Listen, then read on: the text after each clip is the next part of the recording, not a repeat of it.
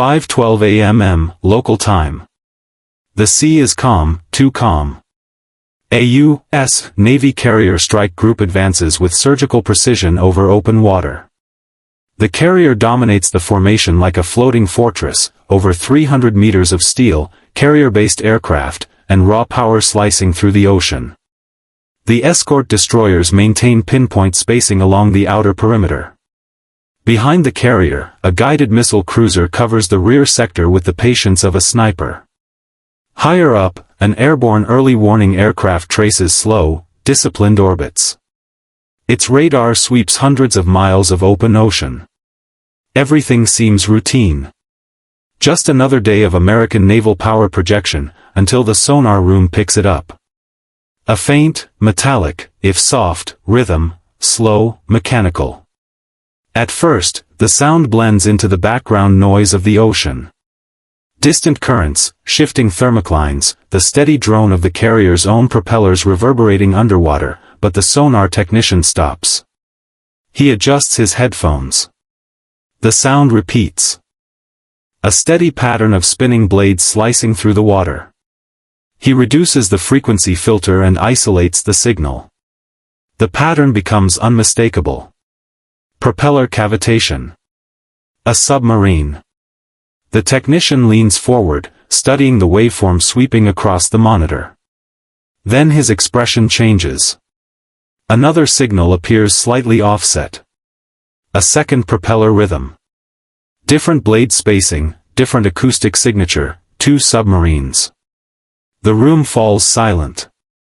He runs another sweep of the acoustic spectrum, or a third signature emerges from the darkness beneath the surface. 3 separate contacts. 3 submarines moving slowly beneath the strike group. The sonar supervisor moves closer. Repeat classification. The technician cross-references the data with the acoustic library. Blade count, propeller rotation speed. Hull resonance. The system begins comparing against known submarine profiles. Seconds tick by, then the classification appears. Submarines, diesel, electric, Iranian. 3. And they're already inside the outer defensive ring. Above them, the aircraft carrier continues advancing at a constant speed, completely unaware that 3 silent hunters have already slipped beneath the strike group's protective perimeter. Before we get to what's coming next, and believe me, what follows is absolutely brutal, I need to ask you something. What country are you watching this analysis from? Because what's about to unfold here tests every layer of the most powerful naval defense system on the planet. Leave your country and city in the comments. And if this kind of tactical analysis interests you, a like and a subscription greatly help us continue producing this content. That said, let's return to the crisis brewing beneath the surface. On the tactical screen within the carrier's Combat Information Center, the sonar report arrives like an electric shock. 3 red icons suddenly appear beneath the blue formation. Close range, very close. The strike group commander studies the screen intently. Submarines rarely operate this close to a carrier strike group without being detected. 3 operating together is even more unusual, but the geometry of their movement tells the real story. The submarines are separating. One contact moves toward the carrier's port side, another glides slowly toward the starboard side, the third remains directly behind the formation. This isn't random movement, it's tactical strike positioning. Beneath the surface, the lead Iranian submarine glides silently through the darkness. Inside the narrow control room, the captain watches the strike console as the firing solution is slowly refined. Above him, the carrier is enormous. Over 300 meters of steel and aircraft moving through the water. But even a vessel of this size has vulnerabilities. A torpedo doesn't need to sink an aircraft carrier, it only needs to damage it, disable it, turn that floating runway into unusable scrap metal. The captain studies the range indicator. Closer, closer. Still. Back in the aircraft carrier's sonar room, the technician notices the change immediately. The 3 submarine contacts are no longer drifting. They are moving deliberately, closing the distance, and the spacing between them is widening. The sonar supervisor looks at the tactical map and understands instantly. They are forming a triangle, a classic submarine ambush formation designed to ensnare a large target from multiple angles. The supervisor takes the commuting line. Sonar bridge. Multiple submarine contacts confirmed. 3 hostile submarines maneuvering within the perimeter. On the bridge, the officer of the watch tenses. How far away? Within range. Firing order. The words hang in the air for a moment. Then the order comes. Battle stations. Along the length of the aircraft carrier, the alarm blares. A high-pitched electronic tone booms through the steel corridors and aircraft hangars. The crew moves instantly, hatches slam shut, and weapon systems ignite across the strike group. The escort ships accelerate to defensive positions. Helicopter rotors begin spinning on the destroyer's flight decks. Above the ocean, anti-submarine helicopters lift off one after another, launching themselves toward the estimated submarine positions, but below the surface, the Iranian submarines have already reached their attack positions. Inside the lead submarine, the torpedo officer watches as the targeting computer finishes calculating the final firing solution. Optimal range. Bearing set. The officer turns to the captain. Target acquired. The captain nods slowly. Ready torpedo tubes. Metal doors slide open into the forward torpedo bay. Compressed air systems pressurize. Cold seawater floods the launch chambers. Above them, the aircraft carrier continues its course over the calm ocean, unaware that 3 torpedo tubes are pointed directly at its hull.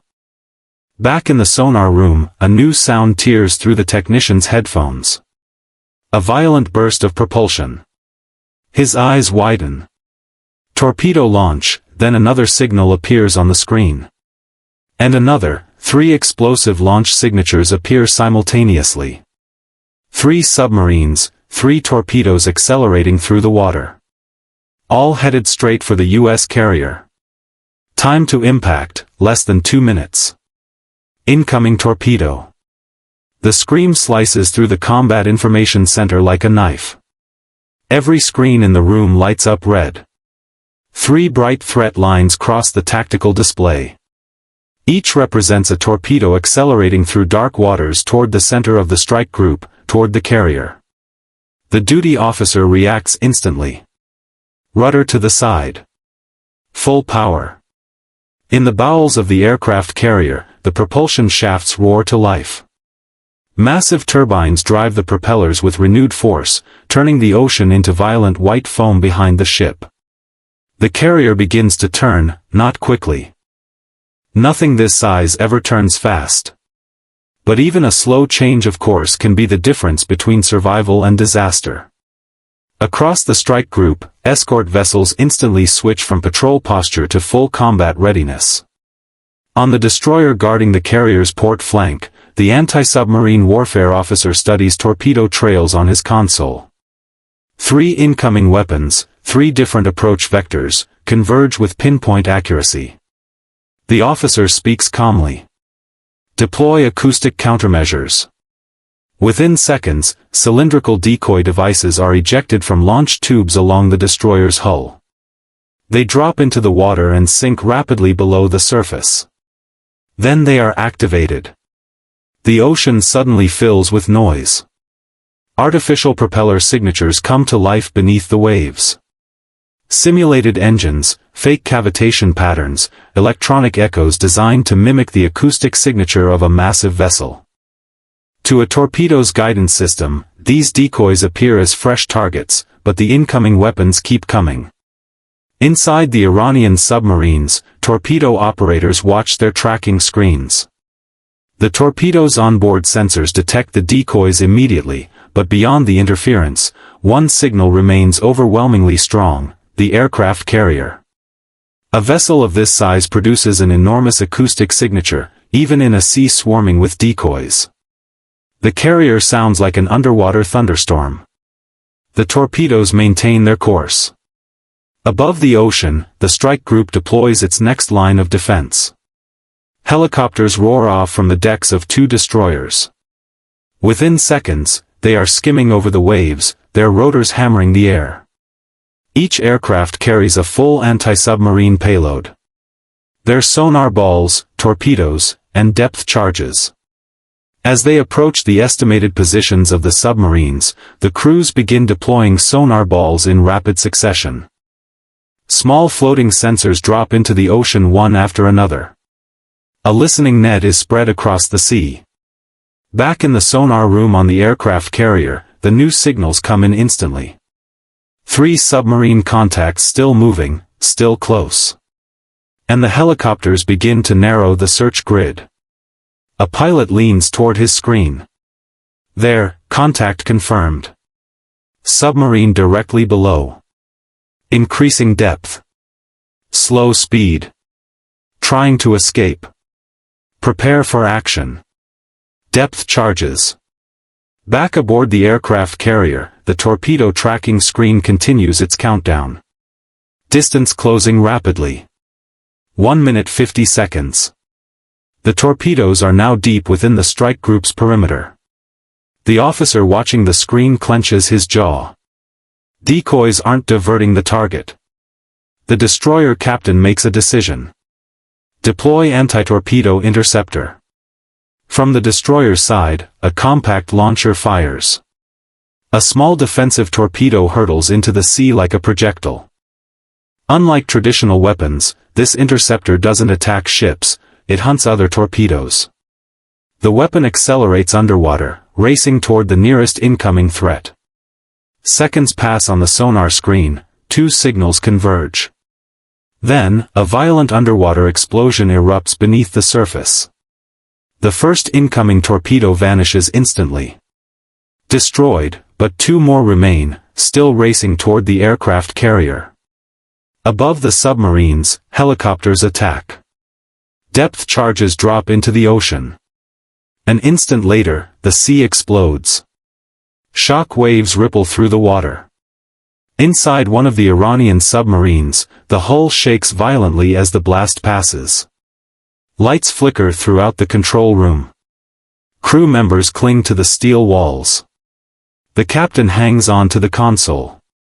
Hold course over him. The helicopters turn around for another attack pass.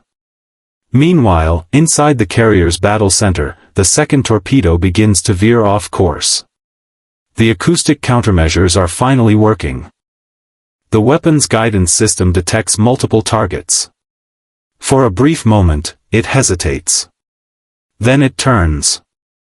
The torpedo veers sharply away from the carrier's hull and locks onto one of the decoys. Seconds later, another explosion.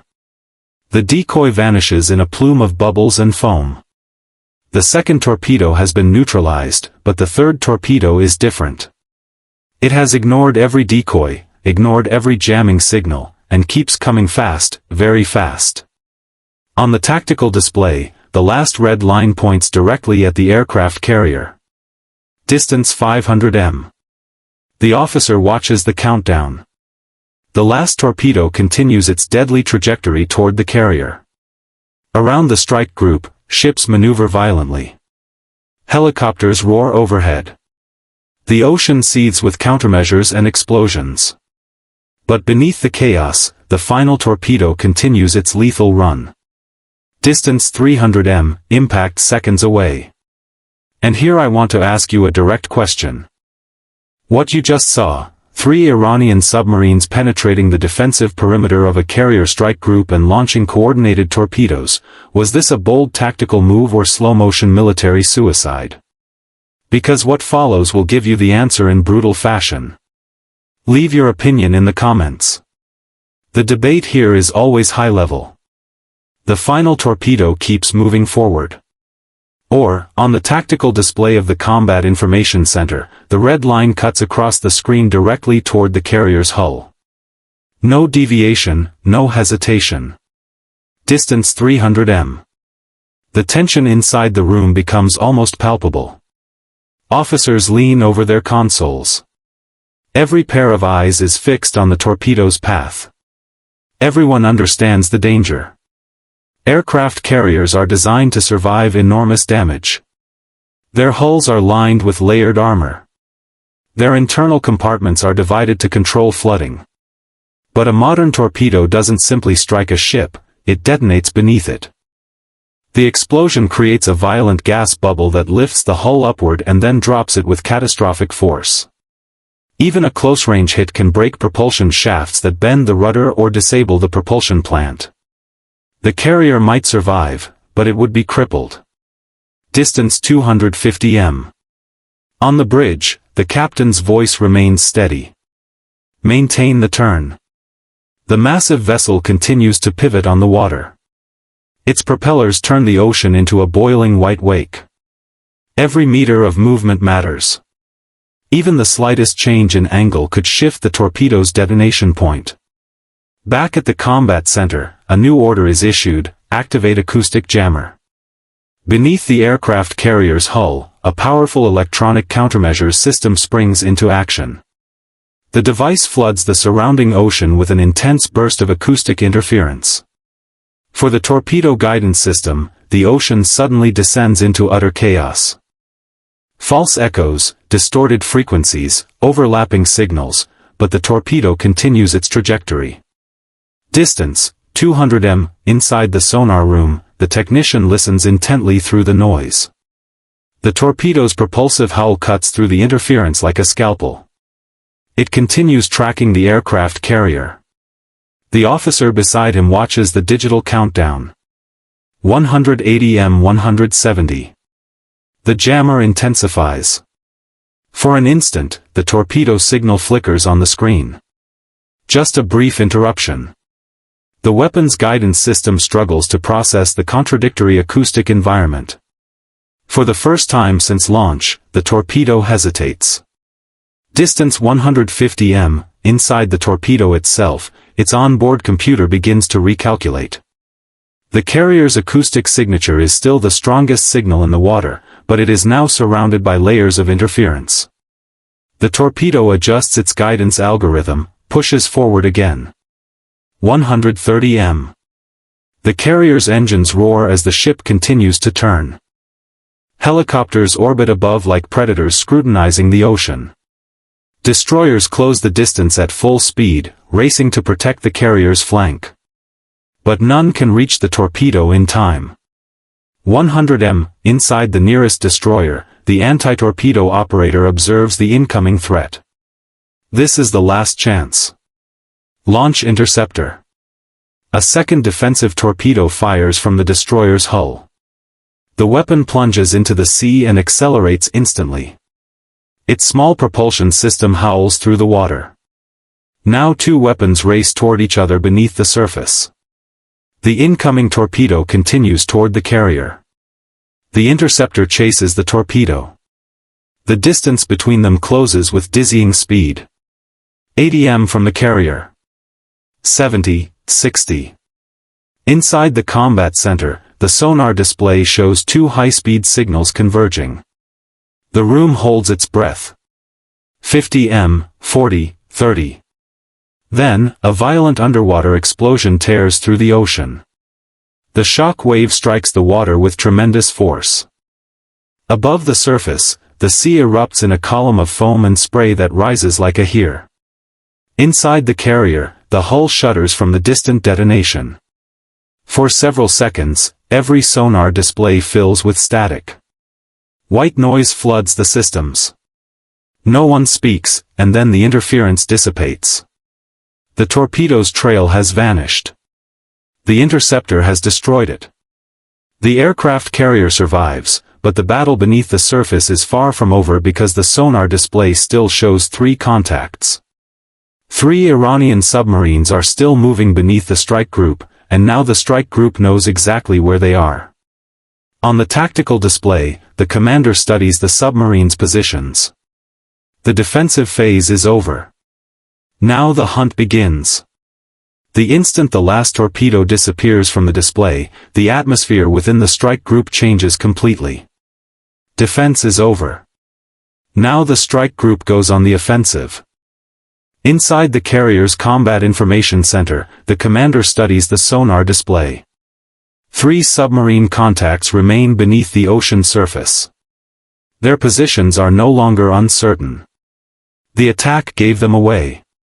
Every torpedo launch leaves a trace: pressure waves, acoustic signatures, disturbances in the water that trained sonar operators can track. The submarines are exposed. The order is direct. Attack hostile submarines. Across the entire strike group, anti-submarine warfare systems engage in full pursuit. Over the ocean, helicopters already patrolling the area descend closer to the surface. Their drop-in sonar systems begin scanning the water directly beneath them. A long cable is lowered from the belly of a helicopter. At its end, a powerful sonar transmitter plunges into the ocean. The pilot holds position. Seconds later, the sonar operator hears it. A clear metallic echo. Submarine hull. Close range, very close. The pilot speaks into the radio. Contact confirmed. Submarine on bearing 210. The helicopter immediately prepares its weapon. A lightweight anti-submarine torpedo is released from the aircraft and falls into the ocean with a violent splash. Within seconds, the weapon is activated. The sonar on board the torpedo begins scanning the water. Below the surface, the Iranian submarine hears it. Inside the control room, the sonar operator stiffens. A new sound resonates through the hull, a high-frequency pulse. Then the unmistakable howl of a torpedo propulsion system. The captain reacts instantly. Evasive maneuver. The submarine banks sharply as the crew attempts to dive deeper. But diesel-electric submarines have inherent limitations. They are extremely quiet, but they are not fast. The incoming torpedo locks onto the submarine's acoustic signature. It closes the distance with relentless speed. Seconds later, a massive underwater explosion tears through the ocean. Above the surface, water erupts in a violent column of foam and bubbles. The strike group's sonar screens update. The first submarine contact is gone, destroyed, but 2 more remain. One of the remaining submarines attempts to escape. The strike group's perimeter. It turns sharply south, increasing speed. Inside the submarine, the captain hopes the confusion of combat will create a narrow escape window. Bad bet. The strike group is already closing the trap, and a guided missile destroyer accelerates toward the submarine's escape route. Its sonar array locks onto the target almost immediately. The destroyer captain gives the order. Launch torpedo. A powerful anti-submarine gun fires from the ship and plunges into the ocean.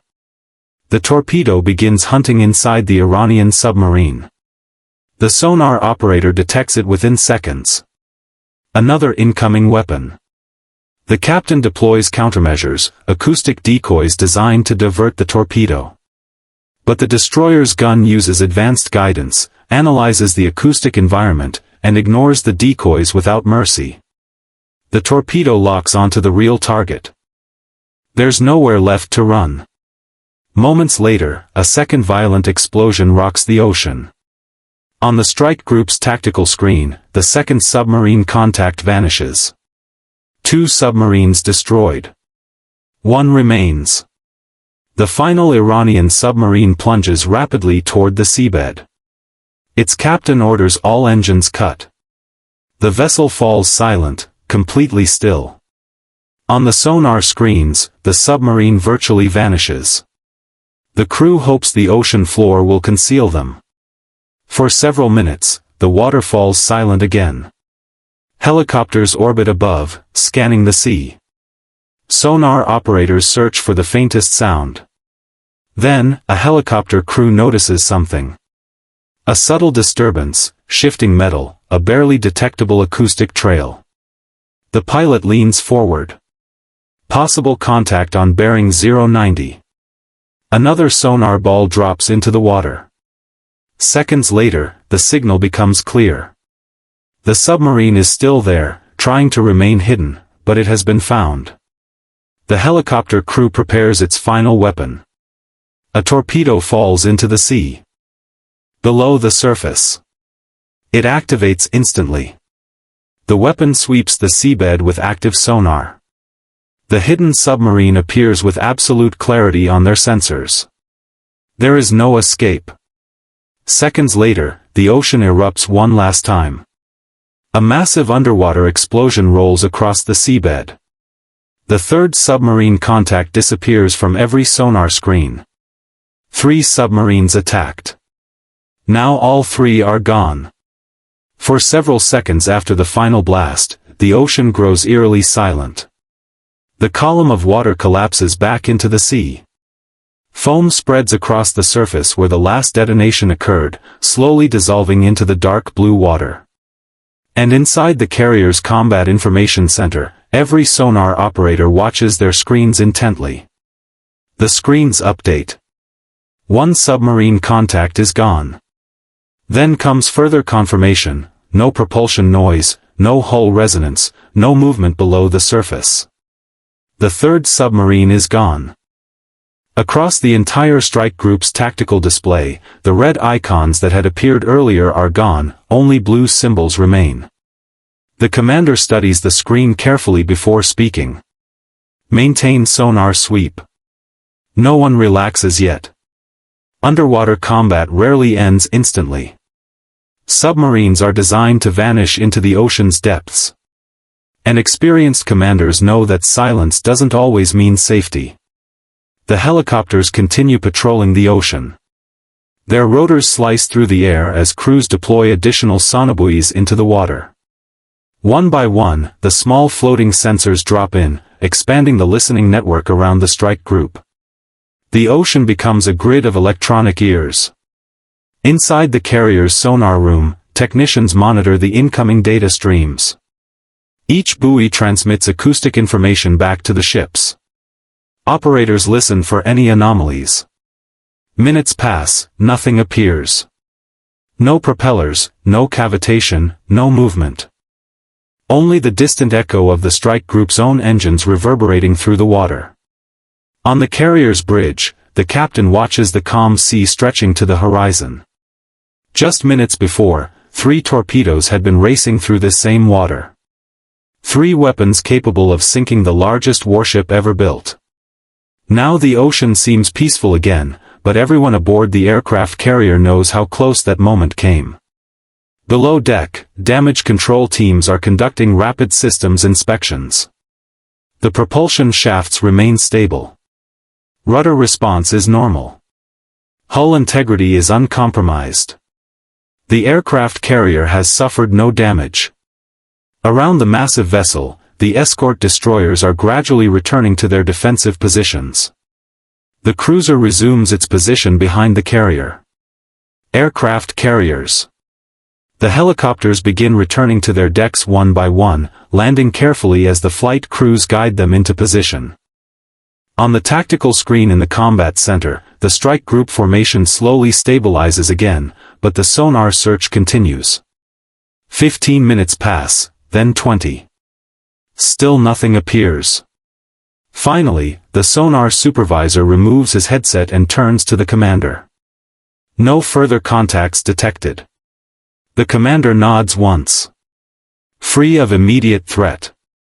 Throughout the carrier, the intensity that had gripped the crew begins to loosen slightly, but the lessons of the attack remain absolutely clear. The entire engagement lasted less than 10 minutes. From the first torpedo launch to the destruction of the last submarine, the battle unfolded at a terrifying speed. Every system of the strike group was tested. Sonar operators detected the threat, and destroyers deployed countermeasures. Helicopters hunted below the surface. Interceptors destroyed incoming torpedoes. Layer by layer, the strike group's defenses functioned exactly as designed, without hesitation, without delay. Back in the sonar room, the technician reviews the recorded acoustic data from the engagement. 3 launch signatures, 3 torpedo trails, 3 submarine contacts all gone. Outside the ship, the aircraft carrier continues its advance across the open ocean. Its massive hull cut steadily through the water, leaving a long white wake trailing behind. In the distance, the strike group appears calm, orderly, seemingly unchanged. But beneath the surface, the wreckage of 3 submarines now rests on the ocean floor, their ambush lasting only minutes.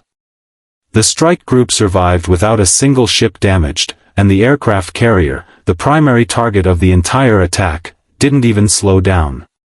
3 Iranian submarines attempted the unthinkable. They penetrated the defensive perimeter, launched coordinated torpedoes against the most heavily fortified ship on the planet, and the result was its complete annihilation in a matter of minutes. This is how naval supremacy works, when every system, every operator, and every layer of defense operates like a perfectly synchronized machine. And with that, I want to close this analysis by asking you one last question. Do you think these kinds of coordinated submarine attacks represent a real threat to U.S. carrier groups in the future? Or are we seeing how the technological gap turns any attempt into operational suicide? Leave your analysis in the comments. Tell me what country you're watching from, and if you want to continue receiving defense analysis of this caliber unfiltered, unpropaganda, uncensored. Subscribe to the channel and turn on notifications. See you in the next analysis. M.